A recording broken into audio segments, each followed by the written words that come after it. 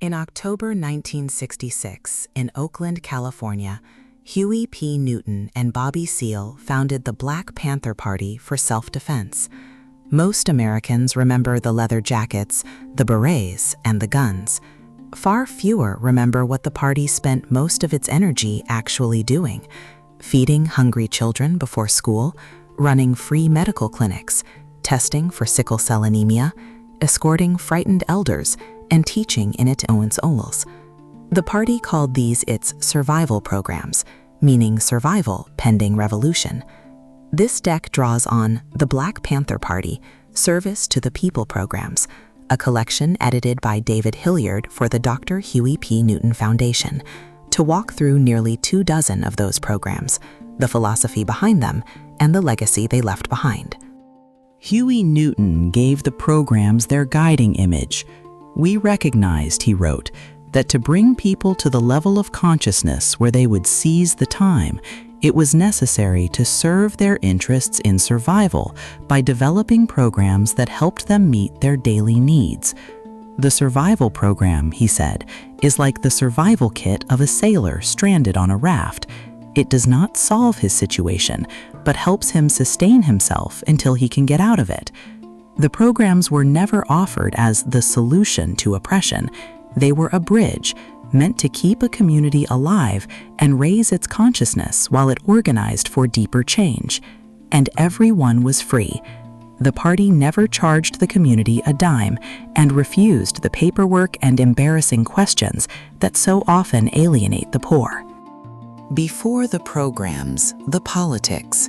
The party began with armed patrols and a 10-point platform, but its founders insisted that service, not spectacle, was the point.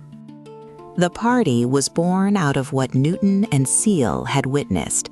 They had seen Watts rise up and seen the police answer with force. They had seen Oakland police and the California Highway Patrol carry their shotguns in full view to strike fear into the Black community. Nonviolence had been taught to Black people, Newton wrote, but what good was it when the police were determined to rule by force?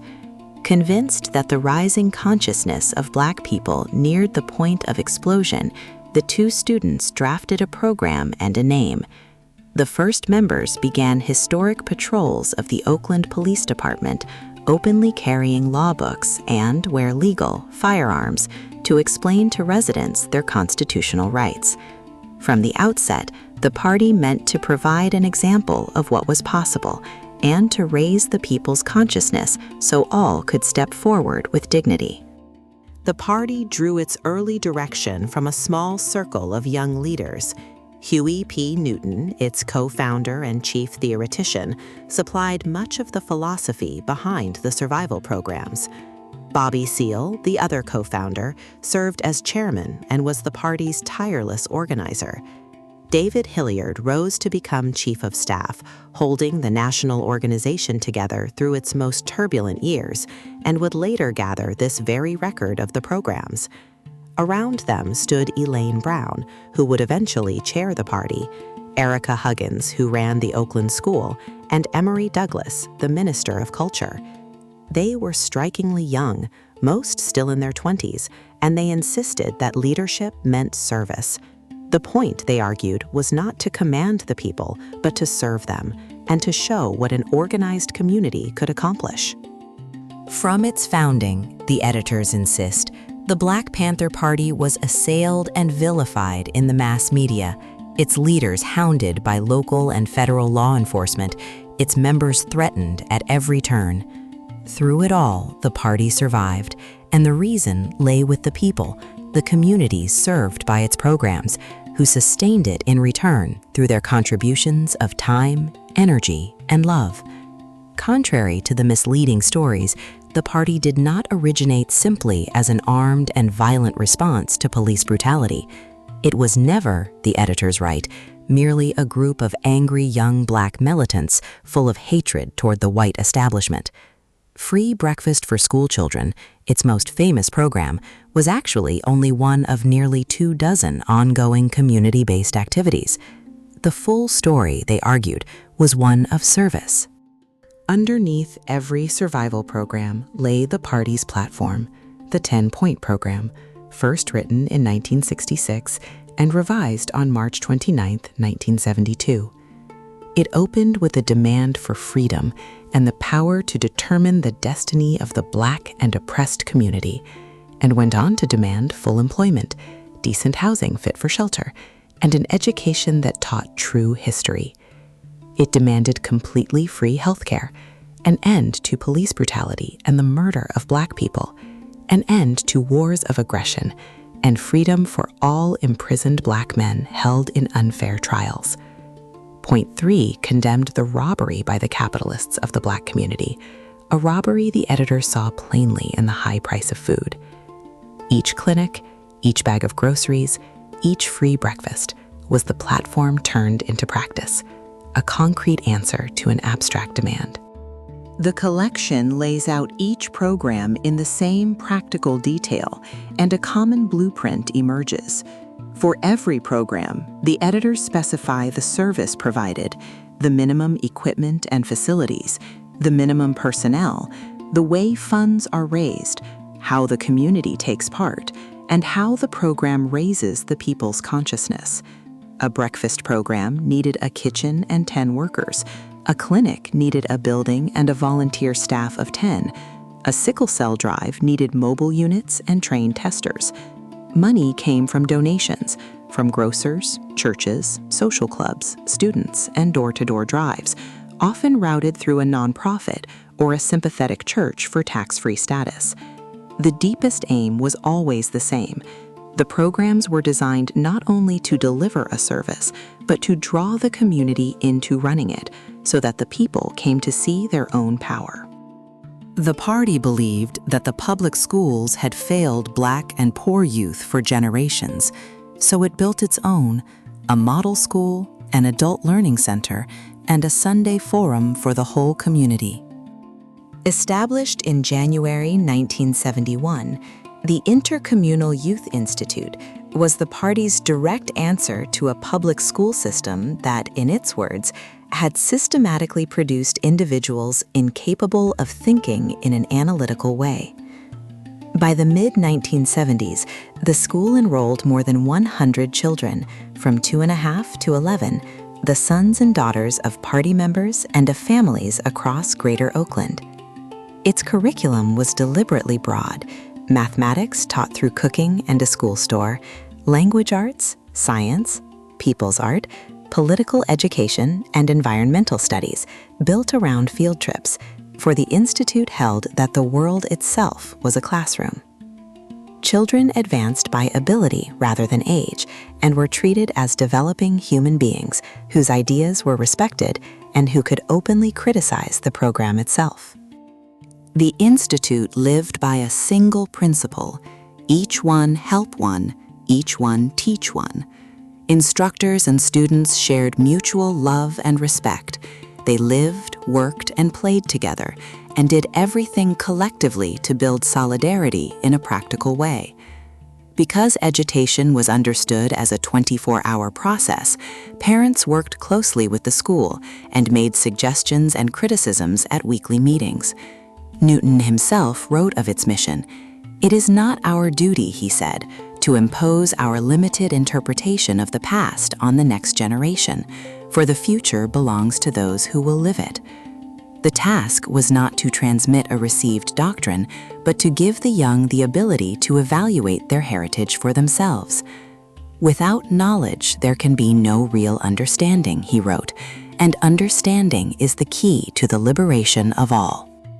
The Institute was housed inside the Community Learning Center, a multi-purpose people's institution in the heart of East Oakland, set up in a transformed Baptist church with an auditorium seating 300 and some 25 classrooms.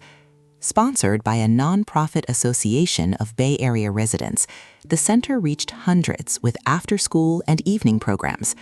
Its cultural arts program offered skilled instruction in music, dance, and drama. 3 youth performing units were formed from children who had never before handled an instrument, and the Intercommunal Youth Band even won first prize at a Festac contest.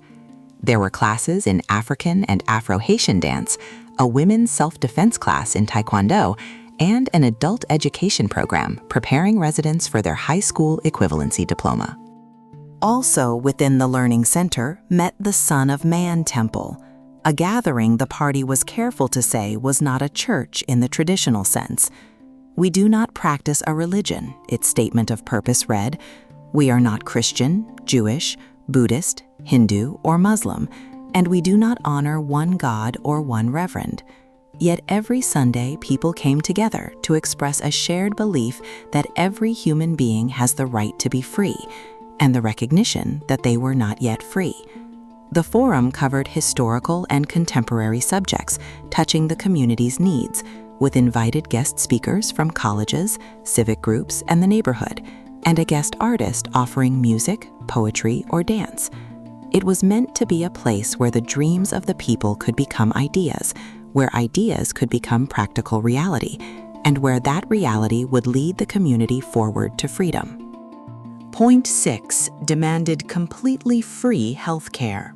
Where private doctors charged too much and public hospitals were overwhelmed, the party opened clinics of its own and made medicine a right, not a privilege. The People's Free Medical Research Health Clinics grew directly out of Point 6 of the platform, the belief that government must provide, free of charge, health facilities that both treat illness and develop preventative medicine. Private hospitals and doctors charged fees far beyond what poor people could afford, while public clinics were so overcrowded and understaffed as to be almost useless. The party's clinics offered an alternative, providing comprehensive care. Doctors treated common ailments and referred patients to specialists. A child health care program offered immunizations, screening for sickle-cell anemia, iron deficiency anemia, and tuberculosis, and complete physical examinations with careful follow-up. Each clinic ran on a minimum volunteer staff of 10, sustained almost entirely by community donations. The clinics were never meant only to heal bodies. They were meant to change minds. Through the operation of the program, the editors wrote, the community begins to see that it is possible to receive professional, competent, and above all, preventative medical help without paying any money for it. People also came to understand that, as taxpayers, they did not have to accept the lackadaisical treatment handed them by county hospitals, and so they began to ask questions and to organize themselves to change existing health services so that those services truly served the people.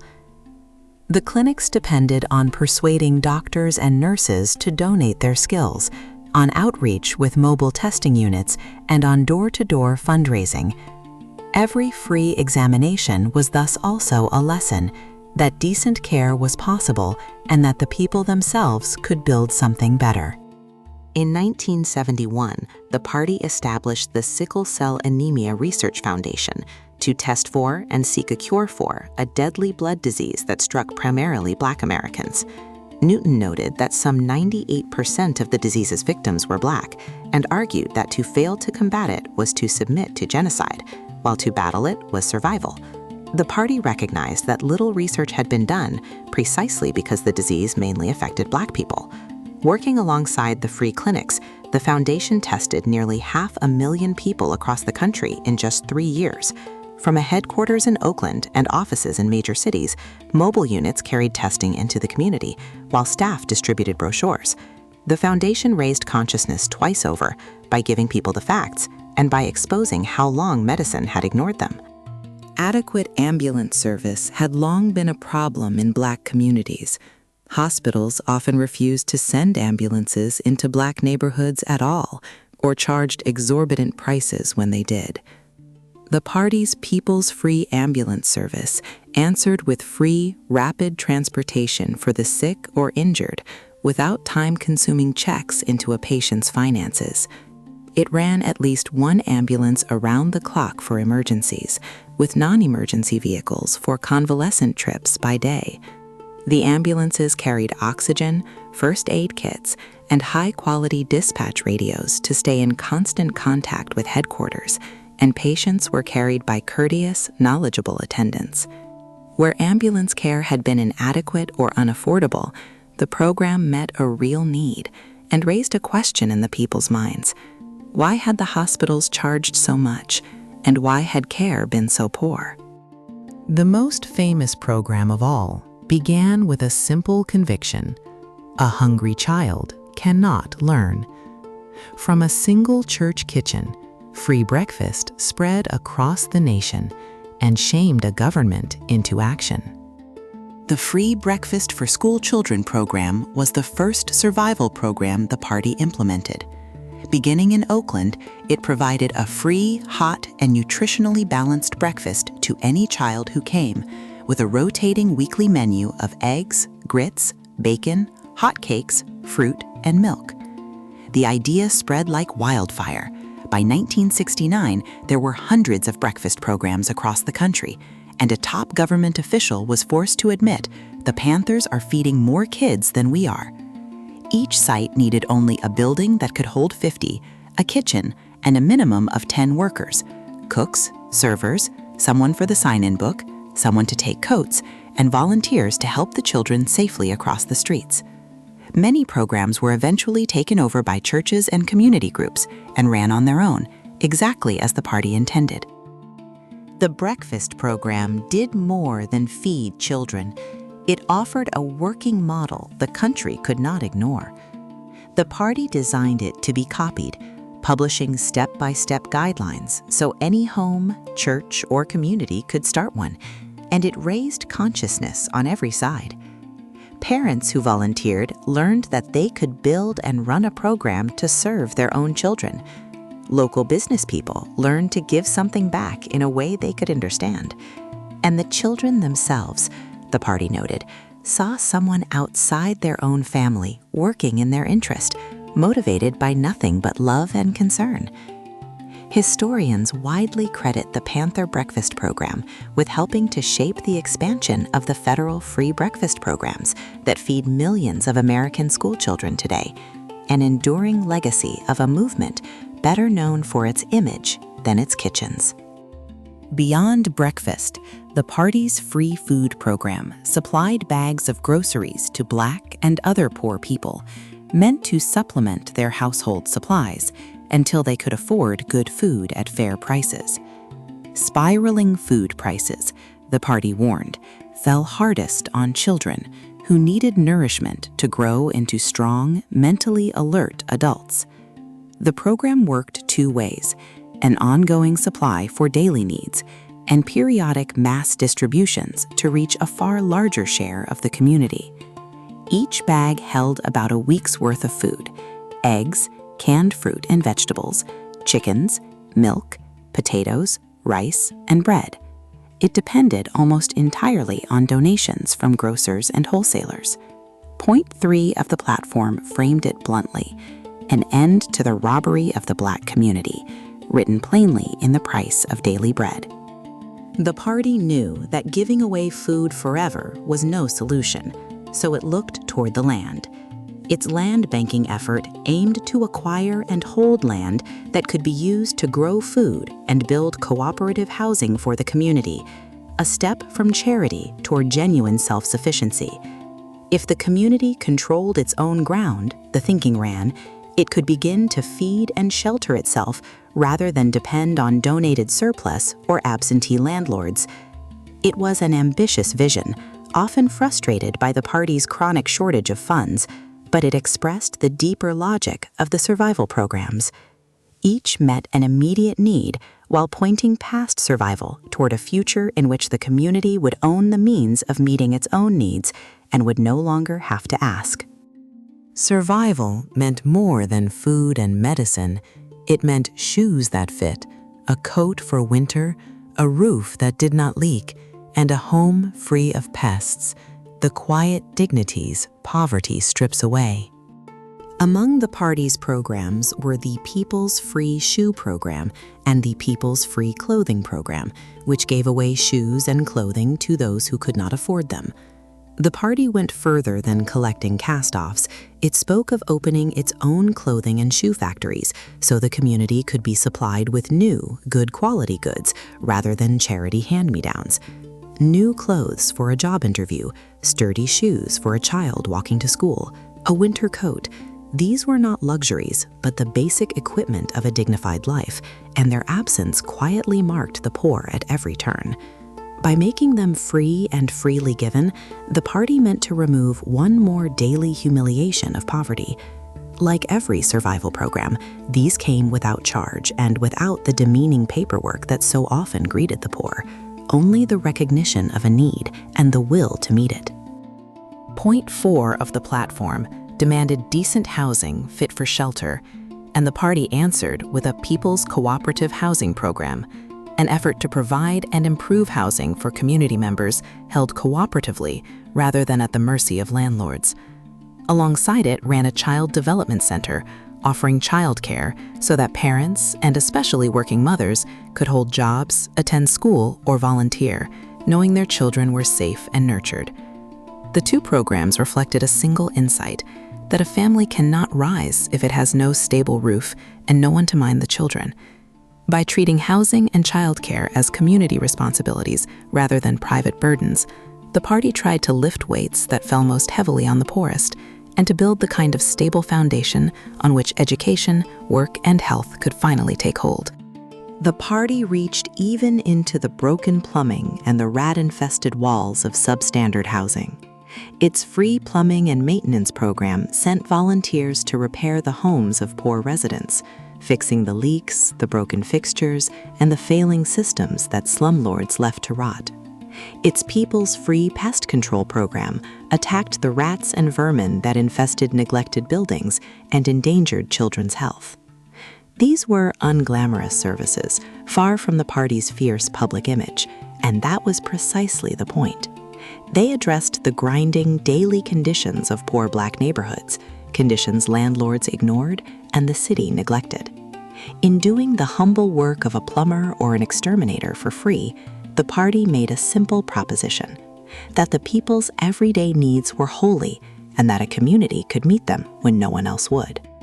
The party also protected the vulnerable, opened doors to work, defended the accused, and told its own story in print and song, weaving service together with organizing, culture, and a new vision of power. Seniors Against a Fearful Environment, known as SAFE, began at the request of elderly residents who feared being mugged, especially when they went out to cash their meager Social Security or pension checks. They had first gone to the Oakland Police Department for protection and were told, to their outrage, that they should walk close to the curb, so they turned to the Black Panther Party. SAFE offered free transportation and escort services, with drivers and escorts recruited from among the young and unemployed, a strategy that gave work to youth while protecting elders. The sacrifices of our old folk have sustained us in 1,000 ways, the party wrote. A fully developed SAFE would tell them their fight had not been in vain. Two further programs attacked poverty and injustice at their roots.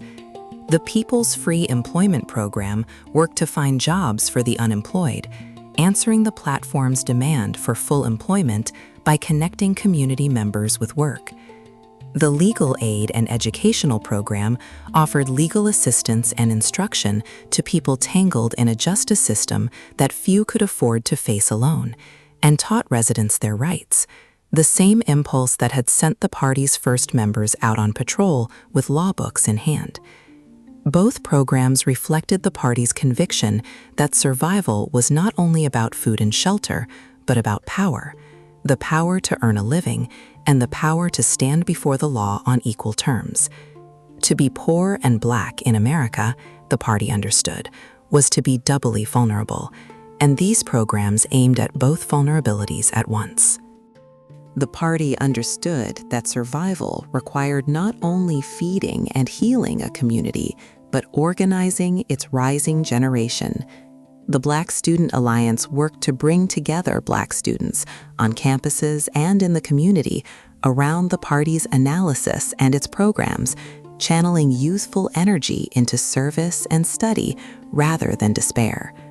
It was of a piece with the safe strategy of recruiting unemployed young people as escorts and drivers, and with the school's effort to raise children who could think for themselves.